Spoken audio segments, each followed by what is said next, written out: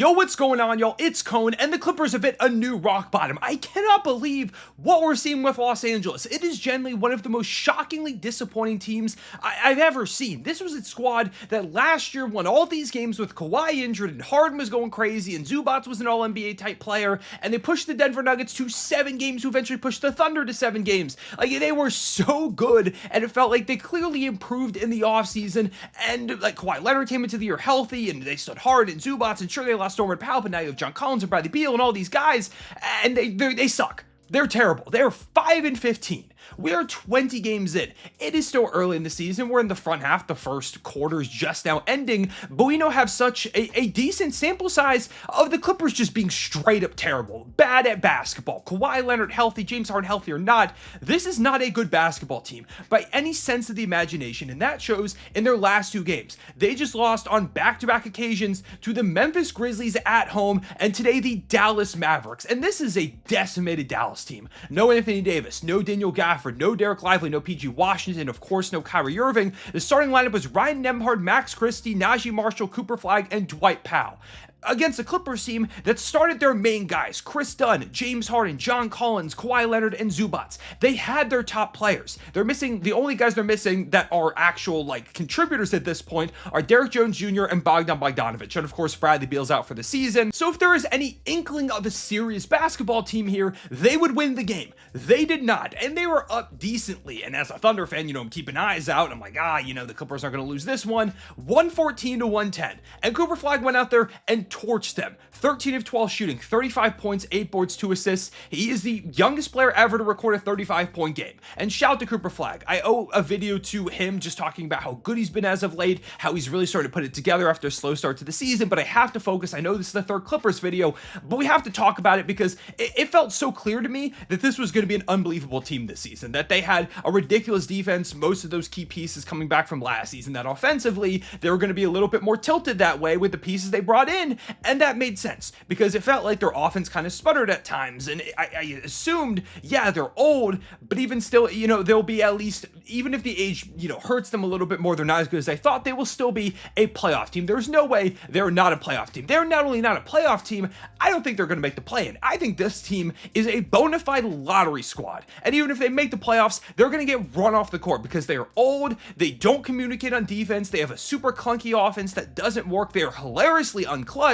Tyronn Lue just feels like he's not making any real adjustments, any changes, and I do think part of that is the roster is just not good, but it feels like he is on the hot seat. If by the time you're seeing this video, Sunday morning, November 30th, Tyronn Lue is fired, I wouldn't even be that shocked. I don't think it's going to happen because they're going to give the Thunder their pick this year, and I think they're fully committed to trying to win, which I don't think is the move anymore, even though I'm a Thunder fan and I want them to be bad. I genuinely think just for the sake of the Clippers, they should start trading guys while they still value, but because of that in the Intuit Dome, I don't think they're going to fire Tyronn Lue. They have no choice but to try and compete, but by mid-season, they keep up this pace, it's over. It is over for the Kawhi Leonard Clippers era. It started off, they bring in Paul George and Kawhi, and they make it to a conference finals in 2021 after losing 3-1 to the Nuggets. That year was kind of the year in 2020 or in 2021 if Kawhi doesn't get injured, tears ACL. Maybe they beat the Suns, maybe they beat the Milwaukee Bucks. That was the season, and ever since then, there have been so many ups and downs. And did I think they were going to win it all this year? No, but I felt like there was a world where they won a playoff series. They maybe went to the conference finals, but they're not even going to sniff a play-in game. There's no way. With the way they're playing right now, they are a bottom 5 defensive team. Any semblance of the defense from last year has evaporated. They couldn't guard a park car. 5 of you watching this video could put up a pretty solid 100 points on decent efficiency against the Clippers, even if none of you have even ever touched a basketball. That is the way it's going for them right now. They've got a worse defense than the Pelicans, the Hornets, the Bulls, the Blazers, who have been shockingly bad on defense this year, the Milwaukee Bucks. These teams are not supposed to be good defensive teams. The Clippers were supposed to be in the conversation for number 1. They were top 3 last season, I believe. Top 5 at the bare minimum. They're awful. And offensively, they're bottom 10. They just can't score. James Harden, set some kind of guys up, but Zubac has taken a step back. Kawhi's been pretty good so far this season, but he isn't quite able to take over the way that he used to. Harden has these really inefficient nights, even though he's had some other ones where he's popped off. They've gotten super consistent play from their role players. The depth guys like Chris Paul can't produce. Brook Lopez is really not a factor. He was a DMP tonight. It's just not a good basketball team. It's a bad basketball team, and we've talked about how they're going to give the Thunder potentially the number 1 overall pick. And even when I made my previous video talking about that. It's kind of like, yeah, there's no way, right? They right now have the 5th best odds to get the #1 overall pick. And Indiana won tonight, so they're only 1 game ahead of Indiana in the tank standings, only 2 games up on the Brooklyn Nets, 2 games up on the New Orleans Pelicans. They're only 3 games better. They have 3 more wins than the Washington Wizards, who are on pace to potentially be the worst team in the history of the sport of basketball. That is where the Los Angeles Clippers are at. And yes, they've dealt with injuries. So many other teams have. And in this game, they're about as healthy as they're going to be a majority of the season, and they're losing to a decimated Mavericks team who have been kind of the laughing stock of the NBA for almost a year at this point since the Luka Doncic trade. It's mind-blowing how awful they have been. Just saw a quote. Tyronn Lue was asked if there's a next step the Clippers can take at this point since nothing is changing. He said, we've tried a lot of things. We'll keep trying. There's no next step right now. It feels like, yeah, that's kind of the way it is for the Clippers. They've tried stuff. And that's been over years at this point. They've tried so many different iterations. None of them have worked out. And it feels like it's coming to a crash and burn type of ending. And again, I want to reiterate, I do think the move is to just make trades, specifically deal guys away. Yes, you owe the Thunder your pick this year, but that's not going to come back if you try and win. Whether you give the Thunder the 16th pick or the 1st pick, you're going to give the Thunder a pick in some way. And as much as, as insane as it would be, and, they continue to up their odds of giving the Thunder the pick, the top pick that is, like, it is still the lottery. There is definitely not a guarantee by any means. And it's not like even if the Thunder don't get the 1st pick, they're still absolutely insane. They're not going anywhere anytime soon. And yeah, they do also owe the Thunder a pick swap next year. But those things are set in stone. You're not going to get those picks back. They just need to go ahead and bite the bullet. And while James Harden still has value, because he does, he's playing amazing basketball right now, I genuinely think you could get something legitimate back for him in terms of draft capital. Maybe get back into this draft or next year's draft. Kawhi Leonard, you probably can't get a ton for with the injuries, but he's still really, really good. I think you could get something back. There would definitely be a team that's willing to kind of swap maybe a younger star for Kawhi Leonard, who's maybe somewhat also injury prone, like LaMelo or Zion. Those are just the first 2 names that came to mind. Probably don't make sense for the Hornets or the Pelicans, but there is something there. I think with Kawhi Leonard, you could definitely get something back for Zubats and John Collins and Derrick Jones Jr., all of these guys, Chris Dunn. Even if the pieces aren't working here, there are other teams that would love to have these types of guys in better context. So that to me is the clear and obvious solution that they need to go for. They won't do it. They just won't. They will not be the team that tanks the bottom and, potentially gives the Thunder #1 after they build this massive, expensive arena.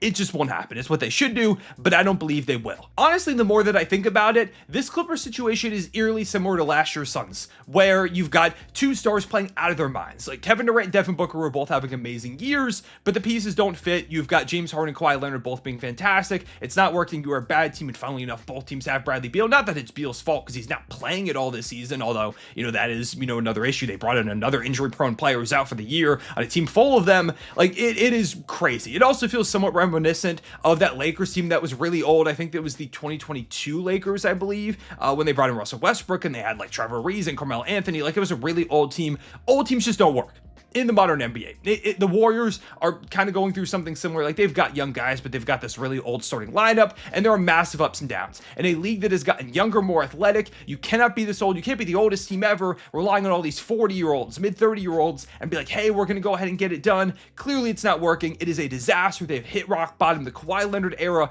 is over, or it should be over. They should trade everybody and start anew and, give the Thunder a couple of top picks. So while they're at it, I'd appreciate that. But, they have to give up. They have to. The longer they prolong this, the longer the rebuild is going to take, and it's already going to take a ridiculously long time because they owe more picks in the future, and they don't have, a top young piece. But if you trade Harden and Kawhi Leonard now, maybe you get lucky and you get somebody in who kind of develops into maybe not like a franchise player, but someone that you can kind of rely on for the future. Maybe. Or you get a pick even if it's in, the middle of this upcoming draft or the next few years or whatever. You just need shots right now at the draft to build something new, because as it's going right now, it's going nowhere fast. So those are kind of some of my thoughts on the Clippers. I can't believe how bad they are. I didn't think they were a contender, but I kind of had them on that cusp where I'm like, if everything really goes their way, they could win a couple of playoff series, and instead they're 5-15. The Clippers are 5-15. Oh my God, I can't believe that's happening. I can't believe we might get one of the top picks. Okay, let's talk about the rest of the NBA real quick. I'm going to do this rapid fire because it's really late as I'm recording this video. The Pistons knock off the Miami Heat 138-135. Cade, another great game from him, 29-4-8, getting back on track after they've been a little bit shaky, or not crazy shaky or anything like that, but over the last couple of days. And this was, a hard-fought game from the Miami Heat. Andrew Wiggins had 31, 28 from Norman Powell, 24 from Tyler Hero, 6 of 17 shooting, and he was kind of getting hunted on defense down the stretch like the last last two shots that Danish Jenkins made and Cade Cunningham made, they just went straight at Tyler Hero, and he had a terrible screen navigation moment against Cade late in this game on the final shot that he hit. So yeah, Miami is faltering a little bit since Tyler Hero came back. It feels like they're finding their footing still, reintegrating him, but I mean, they're still 13-7. Like, they've been fine overall. They've been really good this season. The Hornets beat the Raptors in OT. Miles Bridges led the way with 35, but Con Knippel continues to be the story of this Charlotte season. He hit 4 threes for 20 points with 6 rebounds, 4 assists, 2 steals, including the 3 to send this one to OT. He's one of the best, maybe the single best shooter we've ever seen from day one in the league. Like, it's crazy. He is on pace to shatter the rookie record, absolutely shatter it.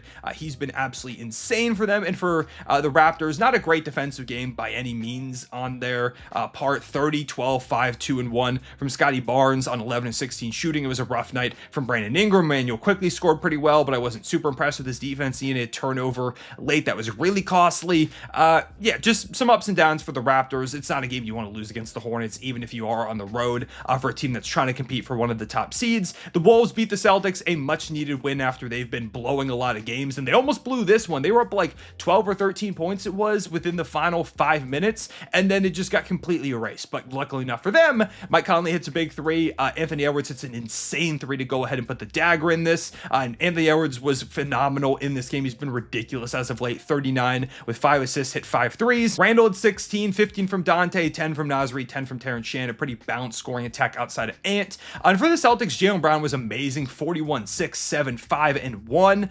7 of 32 shooting, 5 of 11 from 3. He had like 20-ish points, something around that in the first quarter. 19 from Neemias Queta, who's been pretty good this season. 16 from Derek White and 14 from Sam Hauser. But again, they're just not able to, like they did almost everything they could possibly do to bring this one back and potentially win. And they started off really hot, like they were leading by a good bit. But in the end, I mean, just Ant was ridiculous. Like, he was just the best player. That's kind of what it came down to. The Pacers beat the Bulls on a Pascal Siakam game winner, a fadeaway mid-range jumper. He was really good in this game. 24, 9, 4, and 2 with 2 blocks. 14 from Jay Huff, and I think almost all those points, or at least 12 of them, were just the first 12 or 14 they scored at the beginning of this game. 19 from Ben Mathurin, 14 from Andrew Nembhard, 14 from Isaiah Jackson. They've been finding a little bit of a rhythm here, winning some games while the Bulls have been going the complete opposite way. The defense has started to really struggle. Teams are now hitting their wide open threes, which wasn't happening at the beginning of the year. Josh Giddey had 17, 11, and 7, 15 from Ayo Dosunmu, 16 from Vooch, 15 from Kevin Huerter, but just not enough. Like, they just have been a lot worse, and they're kind of getting back to the team we thought they were going to be this season. The Nuggets blow at the Suns 130-112. Jokic has another really good game with 26 points and 10 dimes out there. You get another really solid game from Jamal Murray with 24, 5 threes. Tim Hardaway Jr., 23, 7 of 11, had a crazy stretch where I think he had like 4 threes in a row. Spencer Jones, 16 points, 9 boards. I feel like I haven't talked about him much this season, but he's been pretty solid for them. Pretty decent, 4 threes in this game as well. And for the Suns, you could tell they were just kind of gassed and, a little bit outmatched on the second half of a back-to-back. How insane is it? They got a back-to-back against the Oklahoma City Thunder and the Denver Nuggets. That is absurd. But 24 from Devin Booker, 27 from Dylan Brooks, continuing his really solid season, and Colin Gillespie hits 4 threes. Good to see that he's out there after tweaking his ankle in the game against the Thunder last night. The Warriors beat the Pelicans in a game that was much closer than it probably should be, even without Steph Curry. 24, 8, and 10. Big game from Jimmy Butler to lead them. 15 from Pods, 19 from Gary Payton, who was making huge plays left and right down the stretch. 10 from Jonathan Kuminga, 11 from Moses Moody. And on the Pelican side, 21 from Sadiq Bey, who was pretty good and then really rough down the stretch. 25 from Zion, 16 from Jeremiah Fears. Derek Queen only got 15 minutes, which feels insane. He's been one of your best players this season. I feel like he should probably play more than that. James Borrego has kind of had some weird minute kind of stuff going on. Like, I mean, you're terrible. You got to play your young guys and develop them. And finally, the Bucks annihilate the Brooklyn Nets. Nothing new for Brooklyn. Giannis looked, again, really good. It's Giannis, unsurprising. 29, 8, 2, and 2. Thanasis dunked on somebody. That was fun. A bunch of guys in double digits. For Brooklyn, I don't know. 22 from Danny Wolf. Like, he was really solid in this one. 8 of 16 shooting, 5 of 9 from 3, which was cool to go ahead and see from him. And yeah, that's every game from tonight. Let me know down below in the comments your biggest takeaways, and how do you feel about the Clippers? Like, what should they do? What is the game plan for them in your eyes? Should they go ahead and blow it up? Should they not? Because because, you know, you don't want to give the Thunder a top pick, but it's like a sunk cost fallacy thing. I'm a psych major, so I kind of think in those terms, but if you don't know what that is, it's basically like, you know, people keep digging or trying at something. It's like you're trying to do something at a game when you've sunk all these hours into it, and you're like, I have to keep going. I've already gone this far. It's like, you know, the meme of the person digging for the diamonds and then they stop and turn around that people use, but instead there are no diamonds and the person just keeps digging and digging and digging, and maybe there are eventually, but it takes them forever to get there. That's what the Clippers are doing. But there's definitely no diamonds at the end of the tunnel for them. Instead, it's maybe a diamond, an AG to Banter or something like that for the Oklahoma City Thunder. Those are my thoughts on the game. Leave me down below a like. Said that weird. Subscribe if you enjoyed. Hit the notification bell so you don't miss out on future videos. I appreciate y'all. I'll see y'all later. Real one, say it back.